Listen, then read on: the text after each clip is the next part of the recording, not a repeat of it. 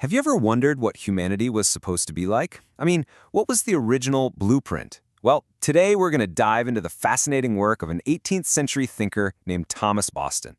He painted this incredibly vivid picture of humanity's original design, a state he called the state of innocence. And at the very heart of his entire argument is this one single verse from Ecclesiastes. For Boston, this was it. This was the human story in a nutshell, a perfect creation, followed by a series of really, really bad decisions. This one sentence is basically the key that unlocks his entire way of thinking.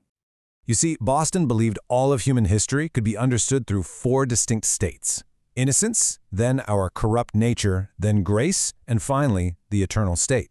Now, while all four are pretty fascinating, today we're zoning in on that first chapter, because as Boston saw it, you can't really understand the ruin if you don't first appreciate the palace. So, what did Boston actually mean when he said God made humans upright? This wasn't just some vague idea of being good. No, for him it was a precise and, frankly, a massive vision of human perfection, a state of absolute harmony in body and soul. And you gotta appreciate the precision here. Upright meant a soul that was perfectly in sync with God's will. There was no internal conflict, no pull towards evil, not even a slight irregularity. Righteousness wasn't something you had to work for. It was woven right into the fabric of human nature from the get-go. And this just lays out the core tension perfectly, doesn't it? On one side, you have God's perfect design. On the other, the result of all those many schemes from Ecclesiastes, a complete self-inflicted ruin.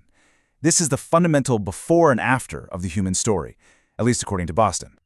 Okay, so let's zoom in a little bit, right? Let's look at this perfect inner world. To really get what he means by uprightness, Boston breaks it down into three core parts of the human soul, all working in perfect harmony. These are the three pillars of that original righteousness: an enlightened understanding, a perfectly aligned will, and completely ordered affections. In the state of innocence, these three work together seamlessly, like a perfectly tuned engine. Just think about what this would be like for a second. Your mind had perfect knowledge of right and wrong, like God's law was just written there. Your will wasn't neutral. It was naturally bent only towards good. And your affections, all your emotions and desires, they were pure and totally controlled by reason. Imagine that. No internal war between what you know is right and what you feel like doing. Okay, but this perfect internal state wasn't the whole picture. Boston explains that humanity's whole existence in paradise was defined by a very specific external agreement, a formal alliance, you could say, between humanity and God.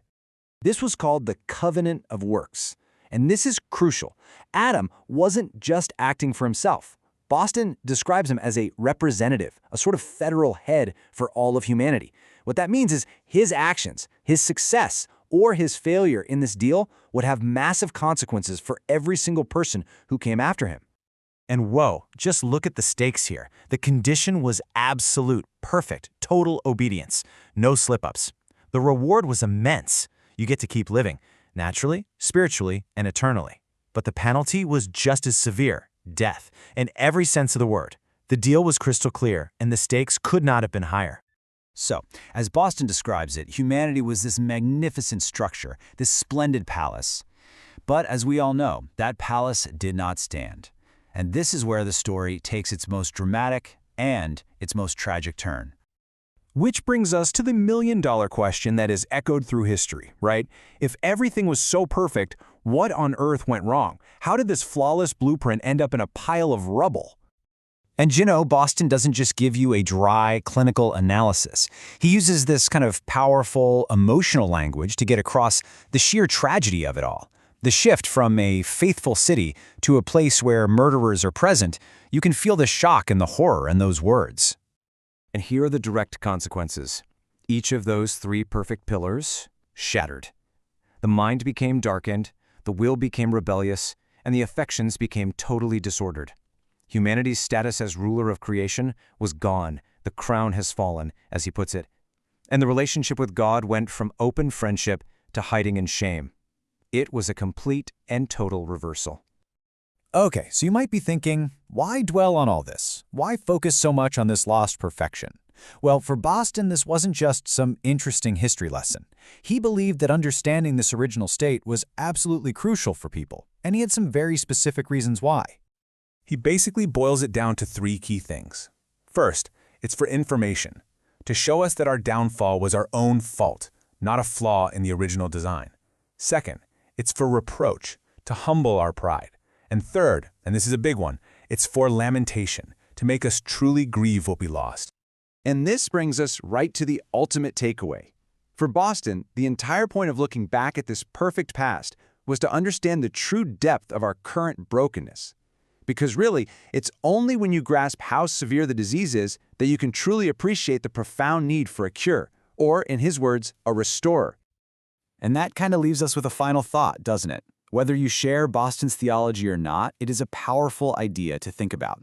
How does this concept of a lost perfect blueprint, this magnificent palace that's now in ruins, shape what we think is possible for ourselves, for humanity today? Does it inspire us to try and rebuild, or does it just cause us to despair?